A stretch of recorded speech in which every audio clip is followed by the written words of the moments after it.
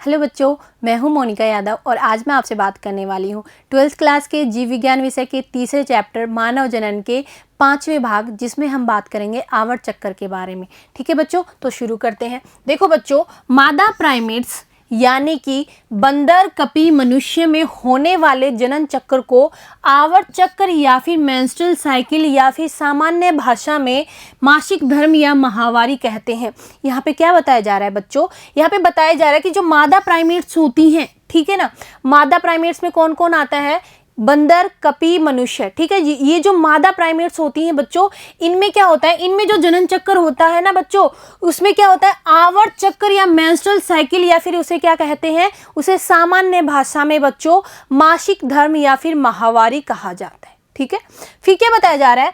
प्रथम ऋतुस्राव या फिर कहें कि रजोधर्म शुरुआत यौवनारंभ पर शुरू होती है। क्या बताया जा रहा है कि जो पहली बार जो ऋतुस्राव या फिर रजोधर्म या फिर कहें कि मेंस्ट्रुएशन की शुरुआत कब होती है बच्चों? यौवनारंभ पर शुरू होती है। ठीक है, और क्या बताया जा रहा है? जिसे क्या कहा जाता है बच्चों?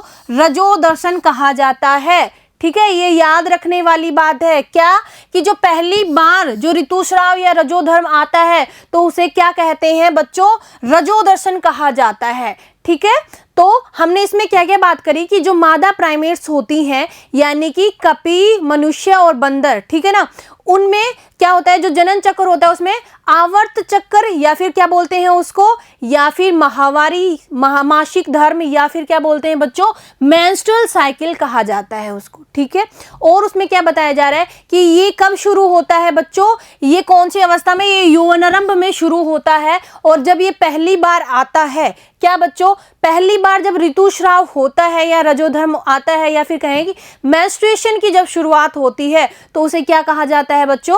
तो उसे रजोदर्शन कहा जाता है। ठीक है, आगे देखो, स्त्रियों में यह आवर्त चक्र प्राय 28 से 29 दिनों की अवधि के बाद दोहराया जाता है। इसलिए एक रजोधर्म से दूसरे रजोधर्म के बीच के घटना चक्र को आवर्त चक्र या मेंस्ट्रुअल साइकिल कहा जाता है। क्या बताया जा रहा है बच्चों यहाँ पे कि ये स्त्रियों में क्या होता है, ये जो आवर्त चक्र है कितने दिनों की अवधि के बाद बच्चों? 28 से 29 दिनों की अवधि के बाद में दोहराया जाता है। ठीक है ना, कुछ महिलाएं होती हैं, कुछ मादा होती हैं जिनमें कितने 28 दिनों की अवधि के बाद, कुछ होती हैं जिनमें 29 दिनों की अवधि के बाद में। ठीक है, किसी में 1-2 दिन ऊपर नीचे भी हो सकता है। ठीक है, पर जो सामान्यतः क्या होता है बच्चों, सामान्यतः जो आवर्त चक्र है वो 28 से 29 दिनों की अवधि के बाद में दोहराया जाता है। ठीक है, उसके बाद आती है क्या कि जो एक जो रजोधर्म है और उससे क्या जो दूसरा रजोधर्म के जो बीच की घटना है उसको क्या कहते हैं? उसको आवर्त चक्र या फिर मेंस्ट्रुअल साइकिल कहते हैं बच्चों। ठीक है ना, एक बार जो रजोधर्म आया है उसके बाद में जब अगला 28 से 29 दिनों की अवधि के बाद में जब दोबारा से क्या आएगा, रजोधर्म आएगा, तो इसके बीच की जो अवधि है उसे क्या कहते हैं बच्चों? उसे मेंस्ट्रुअल साइकिल या फिर रजोधर्म या फिर क्या कहते हैं बच्चों? आवर्त चक्र कहते हैं। के बीच के जो अवधि होती है, बीच का जो घटना चक्र होता है उसे क्या कहते हैं बच्चों? आवर्त चक्र या फिर मेंस्ट्रुअल साइकिल कहा जाता है। ठीक है बच्चों, अब क्या बताया जा रहा है कि प्रत्येक आवर्त चक्र में क्या बताया जा रहा है कि प्रत्येक आवर्त चक्र के मध्य में एक अंडाणु उत्सर्जित किया जाता है या फिर अंडोत्सर्ग होता है। यहाँ पे क्या बताया जा रहा है बच्चों? यहाँ पे बात हो रही है कि जो आवर्त चक्र होता है उसके मध्य में क्या एक अंडाणु है वो उत्सर्जित होता है। ठीक है, जो अंडाशय होता है उसके द्वारा एक अंडाणु मोचित होता है या फिर उत्सर्जित होता है। ठीक है, और क्या बताया जा रहा है कि अंडोत्सर्ग होता है, मतलब कि क्या हुआ कि अंडाशय से अंडाणु का रिलीज होना ही क्या कहलाता है बच्चों? अंडोत्सर्ग कहलाता है। ठीक है, तो अब आगे बात करते हैं। चलो, आवर्त चक्र की शुरुआत आवर्त प्रावस्था में होती है जबकि रक्तस्राव होने लगता है। क्या बताया जा रहा है बच्चों कि ये जो आवर्त चक्र है इसकी जो शुरुआत है ये कब होती है बच्चों? इसकी शुरुआत है वो आवर्त प्रावस्था में होती है। ठीक है, और इसमें क्या होने लग जाता है बच्चों? इसमें रक्तस्राव होने लग जाता है। ठीक है, उसके बाद बात आ रही है, यह रक्तस्राव 3 से 5 दिनों तक जारी रहता है। ठीक है ना, मतलब ये हुआ कि ये जो आवर्त चक्र जब आता है इसमें क्या होता है? रक्तस्राव होता है। और कितने दिनों तक बच्चों? ये जो रक्तस्राव है ये 3 से 5 दिन तक जारी रहता है। किसी मादा में कितने दिन तक? 3 दिन तक, किसी में 5 दिन तक। ठीक है ना, तो बच्चों अब क्या बताया जा रहा है कि गर्भाशय से इस रक्तस्राव का कारण गर्भाशय की अंतःस्तर परत और उसकी रक्त वाहिनियों का नष्ट होना है, जो कि एक तरल का रूप धारण कर लेती हैं और योनि से बाहर निकलता है। यहाँ पे क्या बताया जा रहा है बच्चों कि ये जो रक्तस्राव है इसका कारण क्या होता है कि जो गर्भाशय का जो अंत स्तर होता है, ठीक है ना, जो गर्भाशय का अंत स्तर की जो परत होती है तो वो और उसकी जो रक्त वाहिनियां हैं बच्चों वो क्या हो जाती हैं, नष्ट हो जाती हैं, ठीक है, और वो एक तरल का रूप ले लेती हैं और क्या होता है बच्चों, योनि के द्वारा बाहर निकलती हैं। तो बच्चों इसमें हमने क्या बात करी है, इसमें हमने बात करी कि जो आवर्त चक्र है उसकी शुरुआत है वो कौन सी बच्चों, आवर्त प्रावस्था में होती है और इसमें क्या होता है, इसमें रक्तस्राव होता है और ये जो रक्तस्राव है ये 3 से 5 दिनों तक चलता है, ठीक है बच्चों। उसके बाद में हमने बात करी कि ये रक्तस्राव क्यों होता है, तो इसमें हमने बात करी है कि ये जो रक्तस्राव है कैसे होता है, जो गर्भाशय का जो अंत स्तर होता है ना बच्चों, अंत स्तर की जो परत होती है वो और उसकी जो रक्त वाहिनियां हैं वो क्या हो जाती हैं, नष्ट हो जाती हैं और एक तरल का रूप ले लेती हैं और क्या बच्चों, रक्तस्राव के रक्त के माध्यम से क्या योनि के द्वारा बाहर निकलती है, ठीक है बच्चों। अब आगे हम बात करते हैं, रजोधर्म तभी आता है जब मोचित अंडाणु निषेचित नहीं हुआ हो। क्या बताया जा रहा है बच्चों कि ये जो रजोधर्म है कब आता है, तभी आता है जब मोचित अंडाणु निषेचित नहीं हुआ हो, मतलब कि अंडाशय से अंडाणु रिलीज हो गया है लेकिन वहां पे या तो शुक्राणु पहुंचा नहीं, मतलब या फिर किसी भी कारण से क्या नहीं हुआ, निषेचन नहीं हुआ है, ठीक है ना, तभी क्या होता है, तभी रजोधर्म आता है, ठीक है। उसके बाद क्या बताया जा रहा है, रजोधर्म की अनुपस्थिति गर्भाधारण का संकेत है। क्या बताया जा रहा है बच्चों की रजोधर्म अगर नहीं आ रहा है तो क्या हो सकता है कि गर्भधारण हो गया हो, ठीक है बच्चों। इसके और भी कारण होते हैं, उनकी हम बात करते हैं। यद्यपि इसके अन्य कारण जैसे कि तनाव, निर्बल स्वास्थ्य आदि भी हो सकते हैं, ठीक है ना। तो कोई महिला है वो क्या होती है बच्चों, उसका स्वास्थ्य ठीक नहीं है, ठीक है, और वो कई दिनों से स्ट्रेस में है, तनाव ले रही है, ठीक है, तो ये कारण भी हो सकते हैं कि उसमें क्या नहीं आए बच्चों, उसमें रजोधर्म नहीं आए, ठीक है। तो और क्या बताया जा रहा है, आवर्त प्रावस्था के बाद में कौन सी प्रावस्था आती है बच्चों, पुट्टकीय प्रावस्था आती है, ठीक है बच्चों। तो देखो अब हम बात करते हैं कि इस प्रावस्था में क्या होता है, कि जो पुट्टकीय प्रावस्था होती है इसमें क्या होता है, ठीक है। हमने पहले किसकी बात कर ली है, आवर्त प्रावस्था की बात कर ली है। इसमें हमने क्या पढ़ा था कि आवर्त प्रावस्था में क्या होता है, रक्तस्राव होता है, ठीक है बच्चों। फिर देखो अब हम बात करते हैं कि इस प्रावस्था के दौरान गर्भाशय के भीतर क्या प्राथमिक पुट्टक में वृद्धि होती है, ठीक है, प्राथमिक पुट्टक में वृद्धि होती है और यह एक पूर्ण ग्राफी पुट्टक बन जाता है।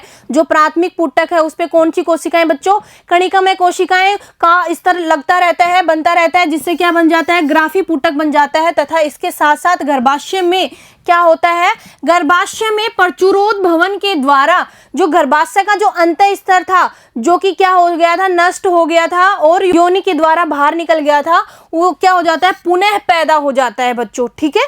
फिर हम बात करते हैं अंडाशय और गर्भाशय के ये जो परिवर्तन है ये पीयूष ग्रंथि और अंडाशयी हार्मोन की मात्रा के स्तर के बदलावों से प्रेरित होते हैं। क्या बताया जा रहा है बच्चों की जो अंडाशय और जो ये गर्भाशय में जो परिवर्तन हो रहे हैं ये क्या बताया जा रहा है, जो पीयूष ग्रंथि है, ठीक है, पीयूष ग्रंथि के द्वारा इसमें कौन से हार्मोन रिलीज होते हैं, LH हार्मोन, ठीक है, इसकी हमने पहले बात कर ली थी। और क्या बच्चों, FSH हार्मोन, ठीक है ना, और अंडाशयी हार्मोन एस्ट्रोजन और प्रोजेस्टेरोन की बात यहाँ पे हो रही है, ठीक है, की मात्रा के इनकी जो मात्रा है ये क्या होती है, इनका स्तरों में क्या होता है, इनकी जो मात्रा है उनमें बदलाव आता है, ठीक है बच्चों, और इनके बदलाव को क्या करती हैं, प्रेरित करती हैं, ठीक है। फिर आगे हम बात करते हैं, ये जो डायग्राम दिया है उसकी, इसमें क्या क्या दिखाया है बच्चों, इसमें 1 से लेके 29 दिनों की बीच में क्या क्या प्रक्रिया होती है, क्या क्या घटनाएं होती हैं, उनको दिखाया गया है, ठीक है। तो बच्चों शुरुआत में क्या दिखा रखा है, ऋतुस्राव रजोधर्म, यानी कि कौन सी अवस्था, आवर्त अवस्था, ठीक है ना बच्चों। इसमें क्या होता है, इसमें रक्तस्राव होता है, ठीक है। उसके बाद में कौन सी अवस्था जिसकी अभी हम बात कर रहे थे, कौन सी बच्चों, पुट्टकीय प्रावस्था। इसमें हमने क्या बताया है, क्या पढ़ा है इसके अंदर कि पुट्टकीय प्रावस्था के अंदर क्या होता है, इसके अंदर जो पुट्टक है वो क्या बन जाता है, परिपक्व होकर ग्राफी पुट्टक में बदल जाता है, ठीक है।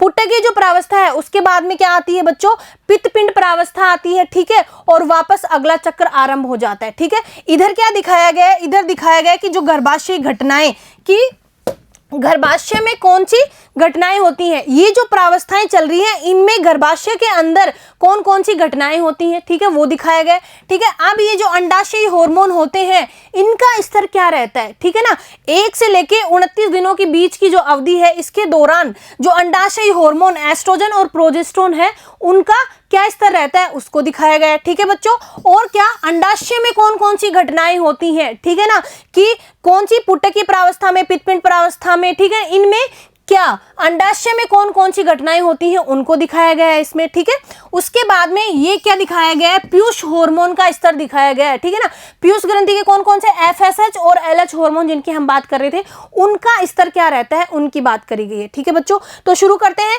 क्या, गर्भाशय घटनाएं से। ठीक है, तो इस गर्भाशय में कौन कौन सी घटनाएं होती हैं बच्चों, जब आवर्त प्रावस्था चलती है यानी कि रजोधर्म चल रहा होता है तो हमने पढ़ लिया है कि क्या इसमें जो गर्भाशय का अंत स्तर है वो टूटकर बाहर आता है। ठीक है, तो इसमें क्या बच्चों, इसमें कौन सी अवस्था दिखाई गई है यहाँ पे कि इस दौरान क्या चल रहा है, रजोधर्म चल रहा है। ठीक है ना, ऋतुस्राव हो रहा है। ठीक है, फिर क्या बताया जा रहा है बच्चों कि ये जो ऋतुस्राव है इस दौरान क्या होता है, इसके बाद में आती है पुटक प्रावस्था। ठीक है, तो पुटक प्रावस्था में क्या होता है बच्चों, पुटक प्रावस्था में हमने पढ़ा है कि जो पुटक प्रावस्था होती है इसके दौरान जो अंत स्तर है वो फिर से आने लग जाता है। कौन सी प्रक्रिया के बच्चों, कौन सी प्रक्रिया के द्वारा, प्रचुरोद्भवन की प्रक्रिया के द्वारा अंत स्तर है वो दोबारा से आने लग जाता है। और बच्चों और कौन कौन से हार्मोन, ये जो एस्ट्रोजन हार्मोन है ये अपनी उच्चतम स्तर पे रहता है इस दौरान। ठीक है, और बच्चों इसी दौरान क्या अंडाशय में क्या होता है, इस दौरान जो परिपक्व पुटक बन जाता है यानी कि ग्राफी पुटक बन जाता है। ठीक है बच्चों, और क्या बताया जा रहा है कि एलएच हार्मोन, ठीक है ना, और जो एफएसएच हार्मोन है ये भी अपने उच्चतम स्तर पर होते हैं। ठीक है, ये आप ग्राफ के द्वारा देख सकते हैं। ठीक है बच्चों, अब क्या होगा, ये जो एलएच हार्मोन है इसका स्तर क्या है, इसका स्तर अपने उच्चतम स्तर पर है ये। ठीक है ना, कौन सी प्रावस्था में, पुटकीय प्रावस्था में। तो बच्चों ये जो क्या, ये जो एलएच हार्मोन है ये क्या करता है बच्चों, ये ग्राफी पुटक को फटने के लिए प्रेरित करता है। ठीक है, तो ये जो ग्राफी पुटक है ये क्या करेगा, अंडोत्सर्ग हो जाएगा, मतलब कि ग्राफी पुटक फट जाएगा, उससे अंडाणु है वो बाहर निकल जाएगा। ठीक है बच्चों, फिर अगली जो प्रावस्था आएगी वो क्या होगी बच्चों, अगली जो प्रावस्था है वो पित्तपिंड प्रावस्था है। ठीक है, अंडाणु बाहर निकल गया, अब जो शेष जो भाग बच गया उसे क्या कहेंगे, पित्तपिंड कहेंगे। ठीक है बच्चों, अब ये पित्तपिंड है ये क्या करेगा, ये जो पित्तपिंड है ये क्या है, वर्धनशील है बच्चों। ठीक है, अब देखो यहां तक हमने देखा था कि इस अवस्था तक प्रोजेस्टेरोन है वो उसमें उसके स्तर है वो अचानक से जैसे ही कौन सी अवस्था, पित्तपिंड प्रावस्था है वो बढ़ जाता है बच्चों। अब ये जो प्रोजेस्टेरोन बढ़ता है ये इसका क्या काम होता है बच्चों, ये क्या करता है, ये गर्भाशय के अंत स्तर को बनाए रखता है। ठीक है, तो आप देख रहे हो ये जो गर्भाशय है, ठीक है, ये गर्भाशय का अंत स्तर है। ठीक है, तो ये जो प्रोजेस्टेरोन हार्मोन है इसकी क्या होगा, इसका स्रावण बढ़ जाएगा और ये क्या काम करेगा, ये जो गर्भाशय का अंत स्तर है उसको बनाए रखेगा। ठीक है, क्यों, क्योंकि जब निषेचन होगा, ठीक है ना, जब अंडाणु के पास में क्या शुक्राणु आएगा और जब निषेचन होगा तो वो कहाँ, उसका जो अंतरोपण है वो कहाँ होगा बच्चों, उसका जो अंतरोपण है वो किसमें, गर्भाशय के अंत स्तर में ही होगा। ठीक है, फिर हम बात करते हैं बच्चों कि क्या, कि अगला चक्कर आरंभ हो गया। ठीक है, इसमें क्या होता है कि अगर निषेचन नहीं हुआ है, अगर निषेचन नहीं होगा तो क्या होगा, अगला चक्कर आरंभ हो जाएगा और ये जो पित्तपिंड था ये क्या हो जाएगा बच्चों, ये हाशी हो जाएगा, क्या हो जाएगा, छोटा होता जाएगा। ठीक है बच्चों, और क्या होगा, अगला चक्र आरंभ हो जाएगा। ठीक है, तो ये हमने क्या देखा, इसमें हमने देखा कि 1 से लेके 29 दिनों की जो आवर्त चक्कर की जो अवधि है इन दिनों के बीच में कैसे गर्भाशय में कौन कौन सी घटनाएं होती हैं। ठीक है, और जो अंडाशय हार्मोन होते हैं उनका स्तर क्या रहता है, कौन सी जो प्रावस्था में कौन कितना क्या स्तर रहता है। ठीक है, उसके बाद में जो अंडाशय में जो घटनाएं होती हैं वो क्या होती हैं, ठीक है, वो पढ़ी है हमने। और क्या बताया, जो पीयूष हार्मोन होते हैं उनका स्तर क्या कहाँ कितना रहता है, ठीक है ना, कितना रहता है ये पढ़ा है। ठीक है, तो आगे हम बात करते हैं बच्चों पुटक प्रावस्था के दौरान कौन सा हार्मोन बच्चों, गोनेडोट्रोपिन। ठीक है, इसमें कौन कौन, एलएच और एफएसएच का स्रावण धीरे धीरे बढ़ जाता है। ठीक है, और यह स्राव पुटक परिवर्धन के साथ साथ वर्धमान पुटक द्वारा एस्ट्रोजन के स्रावण को उद्दीपित कर देता है। यहाँ पे क्या बताया जा रहा है बच्चों, यहाँ पे क्या बताया, जो पुटक प्रावस्था है इसके दौरान कौन सा हार्मोन, गोनेडोट्रोपिन हार्मोन, मतलब कि एलएच और एफएसएच का स्रावण क्या होगा, धीरे धीरे बढ़ने लग जाएगा। ठीक है, और ये स्राव क्या करता है, पुटक परिवर्धन के साथ साथ क्या करता है, वर्धमान पुटक के द्वारा क्या एस्ट्रोजन के स्रावण को उद्दीपित करता है। ठीक है, फिर LH तथा FSH दोनों ही आवर्त चक्र के मध्य में अपनी क्या बच्चों उच्चतम स्तर को प्राप्त कर लेते हैं। क्या बताया जा रहा है, लगभग 14वें दिन, ठीक है ना। तो LH है और कौन सा FSH हार्मोन है, ये दोनों ही आवर्त चक्र के मध्य में, ठीक है, लगभग 14वें दिन अपनी उच्चतम स्तर को प्राप्त कर लेते हैं। ठीक है बच्चों, फिर क्या होता है, मध्य चक्र के दौरान LH का तीव्र स्रावण जब अधिकतम स्तर पर होता है तो इसे क्या कहा जाता है बच्चों, तो इसे LH सर्ज कहा जाता है। ठीक है, फिर यह ग्राफी पुटक को फटने के लिए प्रेरित करता है। क्या बताया जा रहा है बच्चों कि ये जो LH है ये क्या होगा, इसका स्रावण क्या हो जाएगा, तीव्र हो जाएगा। ठीक है, और ये क्या हो जाएगा, अपने अधिकतम स्तर पे हो जाएगा। ठीक है, जिसे क्या कहते हैं, जिसे LH सर्ज कहा जाता है। ठीक है बच्चों, फिर क्या होगा, ये क्या करेगा बच्चों, ये ग्राफी पुटक को फटने के लिए प्रेरित करेगा। ठीक है, ग्राफी पुटक फटेगा तभी तो अंडाणु बाहर निकलेगा ना।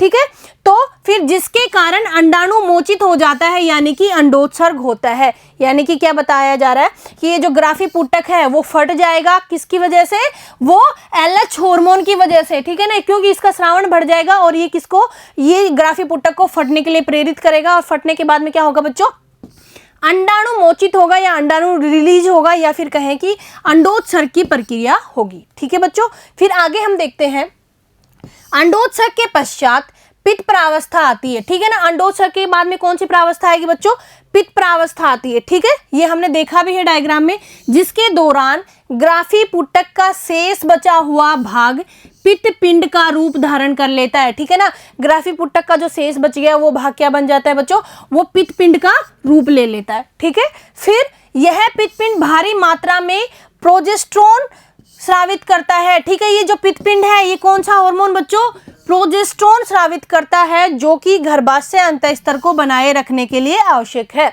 तो मतलब जो प्रोजेस्टेरोन हार्मोन है उसका क्या काम हो गया बच्चों, ये गर्भाशय के अंतःस्तर को क्या करता है, बनाए रखता है। ठीक है बच्चों, फिर आगे देखो, इस प्रकार गर्भाशय अंतःस्तर निषेचित अंडाणु के अंतरोपण तथा सहगर्भता की अन्य घटनाओं के लिए आवश्यक है। यहाँ पे क्या बताया जा रहा है बच्चों की जो प्रोजेस्टेरोन हार्मोन है वो क्या गर्भाशय का जो अंतःस्तर है, ठीक है, उसको बनाए रखता है। ठीक है, तो जिससे क्या होगा, जो गर्भाशय का अंतःस्तर है अगर वो बना रहेगा तो जो निषेचित अंडाणु है उसका जो अंतरोपण है बच्चों वो होगा उसके अंदर। ठीक है, और जो सहगर्भता की जो अन्य घटनाएं हैं उनके लिए प्रोजेस्टेरोन हार्मोन आवश्यक है। ठीक है बच्चों, फिर हम बात करते हैं, सहगर्भता के दौरान आवर्त चक्र की सभी घटनाएं बंद हो जाती हैं। ठीक है, क्या बताया जा रहा है कि जो सहगर्भता प्रेगनेंसी हो जाती है तो जो आवर्त चक्र की जितनी भी घटनाएं होती हैं वो सभी बंद हो जाती हैं बच्चों। ठीक है, इसलिए इस समय रजोधर्म नहीं आता है। ठीक है बच्चों, जब सहगर्भता हो जाती है, प्रेगनेंसी हो जाती है तो आवर्त चक्र की कोई घटना नहीं आती है, होती है। ठीक है, और रजोधर्म भी बंद हो जाता है। ठीक है बच्चों, फिर हम बात करते हैं, जब निषेचन नहीं होता है, ठीक है, मान लो निषेचन नहीं हुआ है तो क्या होगा, ये जो पित्तपिंड है ये क्या हो जाएगा, ह्रास हो जाएगा। ठीक है बच्चों, और यह अंतःस्तर, इसका जो कौन से अंतःस्तर की बात हो रही है, गर्भाशय के अंतःस्तर की बात हो रही है बच्चों। ठीक है, यह अंतःस्तर का विखंडन करता है जिससे कि फिर से रजोधर्म का नया चक्र शुरू हो जाता है, यानी माहवारी पुनः होती है। ठीक है बच्चों, ये हमने डायग्राम में भी देख लिया था। ठीक है, आगे देखो, स्त्री में यह आवर्त चक्र 50 वर्ष की आयु के लगभग बंद हो जाता है। क्या बताया जा रहा है बच्चों कि स्त्री होती है उसके अंदर जो आवर्त चक्र है वो कितनी उम्र के बाद, 50 वर्ष की उम्र के बाद है वो बच्चों बंद हो जाता है। और इस स्थिति को क्या कहते हैं बच्चों, इस स्थिति को रजोनिवर्ती कहा जाता है। इस स्थिति को क्या कहा जाता है बच्चों, रजोनिवर्ती। ठीक है, जब पहली बार रजोधर्म आया था तो उसे क्या कह रहे थे, रजोदर्शन कह रहे थे। ठीक है, और अब ये जब बंद हो जाता है तो इस स्थिति को क्या कहते हैं, रजोनिवर्ती कहा जाता है। ठीक है बच्चों, तो फिर आगे हम बात करते हैं, इस प्रकार रजोदर्शन से लेकर रजोनिवर्ती की अवस्था में चक्रीय रजोधर्म सामान्यतः जनन अवधि का सूचक है। ठीक है ना, क्या बताया जा रहा है बच्चों कि रजोदर्शन से पहली बार जब रजोधर्म आता है, ठीक है ना, उसी को क्या कहते हैं, रजोदर्शन। ठीक है, से लेकर रजोनिवर्ती, ठीक है ना, जब रजोधर्म बंद हो जाता है 50 साल की आयु के बाद। ठीक है ना, ये बच्चों 50 साल की आयु 45 भी हो सकती है, 45 से 50। ठीक है ना, सब में फिक्स नहीं रहता है कि 50 के बाद ही जाएगा। ठीक है, पर सामान्यतः 50 वर्ष की आयु के बाद ऐसा होता है। ठीक है, कि अवस्था में क्या होते हैं, चक्रीय रजोधर्म सामान्य जनन अवधि का सूचक होता है। ठीक है बच्चों, फिर आगे हम बात करते हैं, कि आवर्त चक्कर के दौरान कौन कौन सी स्वच्छताएं रखनी चाहिए। ठीक है बच्चों, तो देखो आवर्त चक्कर के दौरान स्वच्छता बनाए रखना अति आवश्यक है बच्चों। ठीक है, आवर्त चक्कर जब चल रहा हो तो उस दौरान स्वच्छता बनाए रखना बहुत ही आवश्यक है। ठीक है, प्रतिदिन स्नान करना चाहिए। ठीक है, स्वयं को साफ रखना चाहिए। ठीक है, जब बच्चों आवर्त चक्कर आ रहा होता है तो खुद को क्या होता है, रोज स्नान करना चाहिए और बच्चों खुद को स्वयं को साफ रखना चाहिए। ठीक है, और हमेशा साफ सैनिटरी नैपकिन अथवा घर पर तैयार किए गए कपड़े के पैड इत्यादि का उपयोग करें। ठीक है बच्चों, फिर आगे हम देखते हैं आवश्यकता अनुसार हर 4-5 घंटे में नैपकिन अथवा घर पर तैयार किए गए पैड को बदलें। ठीक है, जो पैड होता है सैनिटरी नैपकिन होता है उसको कितनी देर में बच्चों 4 से 5 घंटे के अंतराल के बाद में बदल लेना आवश्यक रहता है। ठीक है बच्चों, इन दिनों में सफाई रखना बहुत ही आवश्यक है। ठीक है बच्चों, उपयोग किए हुए नैपकिन अथवा घर पर तैयार किए गए कपड़े के पैड को कागज के लिफाफे में लपेट कर उचित कचरा पात्र में डालें। शौचालय की जल निकास नली अथवा इधर उधर नहीं फेंके। ठीक है बच्चों, कि ये जो सैनिटरी नैपकिन होता है उसको काम में लेने के बाद में कागज में लपेटकर उसको डस्टबिन में डाल देना चाहिए, ना कि इधर उधर फेंकना चाहिए। ठीक है बच्चों, तो बच्चों आज हमने अपनी इस क्लास में क्या पढ़ा है, इसमें हमने पढ़ा है आवर्त चक्कर के बारे में बच्चों, और इसके दौरान आवर्त चक्कर के दौरान क्या कौन कौन सी स्वच्छताएं रखनी चाहिए। ठीक है बच्चों, तो बच्चों आज की कक्षा यहीं तक, मिलते हैं अगली कक्षा में। धन्यवाद।